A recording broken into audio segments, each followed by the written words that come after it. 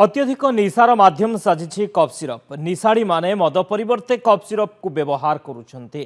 सरकार ए निशायुक्त cough syrup को बिक्री बंद करिसन्ति, हेले लाभ पाई औषध दोकानी माने खुलम खुला कफ सिरप बिक्री करुछन्ति। भद्रक जिल्लार बासुदेवपुर विभिन्न औषध दोकान ने बिक्री हेउछि cough syrup. Basudevpur Durga medicine store को पेटी पेटी कफ सिरप आसुथिबार सूचना पाइथिला बासुदेवपुर अबकारी विभाग। औषध दोकान उपरे चढ़ाऊ करथिले भद्रक ड्रग्स इन्स्पेक्टर और स्थानीय पुलिस। 7 पेटी बेआईन निशायुक्त कफ सिरप जबत करी जनकू गिरफ करा जायछि। खबर पाइलु जे दुर्गा मेडिसिन स्टोर रे कफ सिरप बिक्री होचे मु गच्छित अछि बोली खबर पाइलु।